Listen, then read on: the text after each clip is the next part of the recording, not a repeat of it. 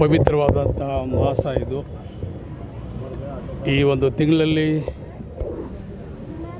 ಇಸ್ಲಾಂ ಧರ್ಮದಲ್ಲಿ ಹುಟ್ಟಿದಂಥ ಎಲ್ಲರೂ ಕೂಡ ನಾವು ಹಜ್ಗೆ ಹೋಗುವಂಥದ್ದು, ಹಜ್ ಯಾತ್ರೆಯನ್ನು ಮುಗಿಸುವಂಥದ್ದು ಇದರ ವಿಶೇಷತೆ. ಸಾಕಷ್ಟು ಜನ ಈ ತಿಂಗಳಲ್ಲಿ ಭಾಳಷ್ಟು ಬೇಡಿಕೆಗಳನ್ನು ಭಗವಂತನಲ್ಲಿ ಇಡ್ತಾರೆ, ಭಗವಂತನ ಮರೆಗೆ ಹೋಗ್ತಾರೆ, ಭಗವಂತನ ಮನೆಗೆ ಹೋಗಿ ಭಗವಂತನ ದರ್ಶನ ಮಾಡುವಂಥದ್ದು, ಮಕ್ಕಾ ಮತ್ತು ಮದೀನಾ ಹೋಗಿ ಬರುವಂಥದ್ದು ವಿಶೇಷತೆ. ಈ ಒಂದು ಬಕ್ರೀದ್ ಹಬ್ಬದ ಒಂದು ವಿಶೇಷತೆ, ನಮ್ಮ ಪೈಗಂಬರ್ ಮೇಲೆ ಅನೇಕ ಸತ್ವ ಪರೀಕ್ಷೆಗಳನ್ನು ಭಗವಂತ ಕೊಡ್ತಾನೆ. ಅನೇಕ ರೀತಿಯಲ್ಲಿ ಅವರೆಲ್ಲರೂ ಕೂಡ ವಿವಿಧ ರೀತಿಯಲ್ಲಿ ಪರೀಕ್ಷೆಯನ್ನು ಮಾಡ್ತಾನೆ. ಆ ಪರೀಕ್ಷೆಗಳನ್ನು ನಾವಿವತ್ತು ಅವರ ಅನುಯಾಯಿಗಳಾಗಿ ನಾವೆಲ್ಲರೂ ಕೂಡ ಅದನ್ನು ಪಾಲನೆಯನ್ನು ಮಾಡ್ತಾಯಿದ್ವಿ. ಒಂದು ಉದಾಹರಣೆ ಏನು ಅಂತ ಹೇಳಿದ್ರೆ, ಭಗವಂತ ಅವರ ಕನಸಲ್ಲಿ ಬಂದು ಅವರ ಮಗನನ್ನೇ ಬಲಿ ಕೇಳ್ತಾರೆ. ಅವರಿಗೆ ಗೊತ್ತಾಗೋದಿಲ್ಲ. ಆ ಸಂದರ್ಭದಲ್ಲಿ ಅವರು ಪ್ರಾಣಿಗಳು ಬಲಿ ಕೊಡ್ತಾರೆ, 100 ಕೊಡ್ತಾರೆ, 1000 ಕೊಡ್ತಾರೆ. ಆದರೆ ಭಗವಂತ ಒಪ್ಪಿಗೆ ಆಗೋದಿಲ್ಲ. ಸೊ ಕೊನೆಗೆ ಭಗವಂತನೇ ಬರ್ತದೆ, ನಿನಗೆ ಅತೀ ಪ್ರೀತಿಯಾದಂಥ ವಸ್ತು ನನಗೆ ಬೇಕಾಗಿದೆ ಅಂತ ಆವಾಗ ಅವ್ರು ಅರ್ಥ ಮಾಡ್ಕೊಳ್ತಾರೆ. 80 ವರ್ಷದ ನಂತರ ಅವ್ರಿಗೆ ಮಗುವಾಗಿರ್ತದೆ, ಹಜರತ್ ಇಸ್ಮಾಯಿಲ್ ಶಾ. ಸೊ ಅವರನ್ನು ಬಲಿ ತಗೊಳ್ಳೋಕ್ಕೆ ಇದು ಮಾಡ್ತಾರೆ. ಆವಾಗ ಭಗವಂತನ ಆಜ್ಞೆಗೆ ನಾನು ಪಾಲನೆಯನ್ನು ಮಾಡಬೇಕು, ಭಗವಂತನ ಇದಕ್ಕೆ ನಾನೆಲ್ಲರೂ ಕೂಡ ಪಾತ್ರ ಆಗಬೇಕಂಥೇಳಿ ಮಗನ್ನೇ ಅವರು ಬಲಿ ಕೊಡೋಕ್ಕೆ ಹೊರಡ್ತಾರೆ. ಆ ಬಲಿ ಕೊಡೋ ಸಂದರ್ಭದಲ್ಲಿ ಭಗವಂತ ಸ್ವರ್ಗದಿಂದ ಒಂದು ಒಳ್ಳೆ ಟಗರನ್ನು ಕೊಟ್ಟು ಆ ಒಂದು ಸಂಸ್ಕಾರವನ್ನು ಮಾಡ್ತಾರೆ ಅವತ್ತು. ಸೊ ಅದೇ ಪದ್ಧತಿಯನ್ನು ನಾವೆಲ್ಲರೂ ಕೂಡ ಇವತ್ತು ಅವರ ಪೈಗಂಬರ್ಗಳ ಅನುಯಾಯಿಗಳಾಗಿ ನಾವಿವತ್ತು ಪಾಲನೆಯನ್ನು ಮಾಡಿ ನಾವು ಭಗವಂತನಿಗೆ ಎಲ್ಲ ರೀತಿಯಲ್ಲೂ ಕೂಡ ಅವನ ಪರೀಕ್ಷೆಗೆ ಸಿದ್ಧವಾಗಿದ್ದೀವಿ.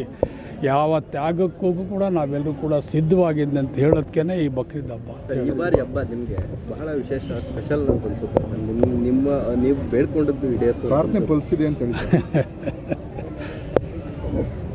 ನೋಡಿ, ಎಲ್ರಿಗೂ ಆಸೆ ಇರ್ತದೆ. ಸೊ ನನ್ನ ಆಸೆ ಅಭಿಲಾಷೆ ನಂದೊಬ್ಬಂದೇ ಅಲ್ಲ, ಲಕ್ಷಾಂತರ ಕಾರ್ಯಕರ್ತರು, ಮುಖಂಡರುಗಳದ್ದು, ಕಾರ್ಯಕರ್ತರು ಒಂದು ಅಭಿಲಾಷೆ ಇತ್ತು. ಭಗವಂತ ಅದನ್ನು ಈಡೇರಿಸ್ತಾ ಇದ್ದಾನೆ. ನಾನು ಒಬ್ಬನೇ ಅಲ್ಲ, ನಾನು ಮೌನ ಮುರಿದು ಮಾತಾಡಿದ್ದೀನಿ, ಅವರು ಮೌನವಾಗಿ ಎಲ್ರಿಗೂ ಕೂಡ ಕೇಳಿದ್ದಾರೆ. ಯಾವಾಗ ಸರ್? ಅದು ಮಾಧ್ಯಮದವ್ರಿಗೆ ಗೊತ್ತು, ಏನೆಲ್ಲ ಚರ್ಚೆಗಳಾಗ್ತಾಯಿದೆ, ಏನೆಲ್ಲ ಆಗ್ತಾಯಿದೆ ಅಂಥೇಳಿ ಮಾಧ್ಯಮದವ್ರಿಗೆ ನನಗಿಂತ ಚೆನ್ನಾಗಿ ಗೊತ್ತಿದೆ. ಇವತ್ತು ರಿಸೈನ್ ಮಾಡ್ತಾರೆ CM ಅವರು ಅಂತ ಹೇಳಾಗ್ತಾಯಿದೆ. ಹಾಗಾದರೆ ಯಾರು ನೆಕ್ಸ್ಟ್ ಟೈಮ್? ನಾನು ಹಬ್ಬದಲ್ಲಿದ್ದೀನಿ, ಹಬ್ಬ ಆಚರಣೆ ಮಾಡ್ತಾ ಇದ್ದೀನಿ. ಸೊ ಅವನಿಗೆ ಪೂರ್ತಿ ಮಾಹಿತಿ ಗೊತ್ತಿಲ್ಲ.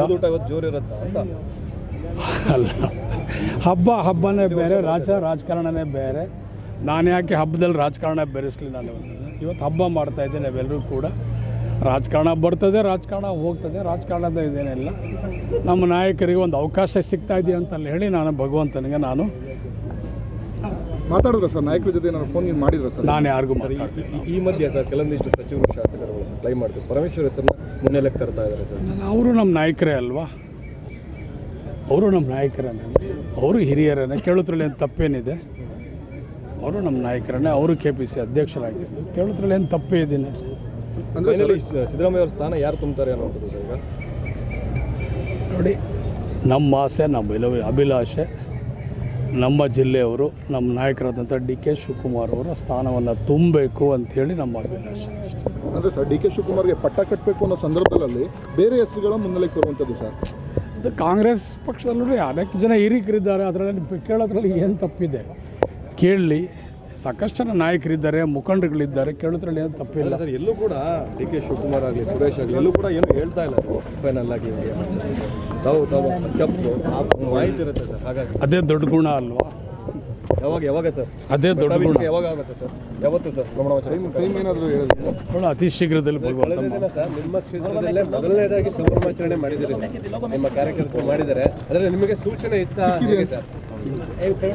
ನಾನು ಮೊದಲಿಂದ ಅವ್ರ ಪರವಾಗಿದ್ದೀನಿ, ಇವತ್ತಿಗೂ ಪರವಾಗಿದ್ದೀನಿ, ಮುಂದಕ್ಕೂ ಅವ್ರ ಪರವಾಗಿದ್ದೀನಿ. ಯಾಕೆಂದರೆ ರಾಮನಗರದಿಂದನೇ ಪ್ರಾರಂಭ ಆಗಿದೆ DK ಶಿವಕುಮಾರ್ ಅವರೇ ಸಂಭ್ರಮಾಚರಣೆ. ಇದರಲ್ಲಿ ಈ ಜಿಲ್ಲೆ ಮಗ ಅಲ್ವೇನ್ರಿ? ಅವ್ರ ಈ ಜಿಲ್ಲೆ ಮಗ.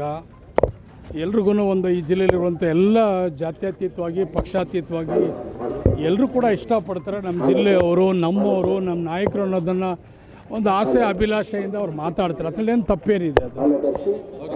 ಇನ್ನಷ್ಟು ಹೆಚ್ಚಿನ ಮಾಹಿತಿಗಾಗಿ ಸಪ್ತರ್ಷಿ ಟಿವಿ ಕನ್ನಡ ಯೂಟ್ಯೂಬ್ ಚಾನೆಲ್ ಅನ್ನು ಸಬ್ಸ್ಕ್ರೈಬ್ ಮಾಡಿಕೊಳ್ಳಿ.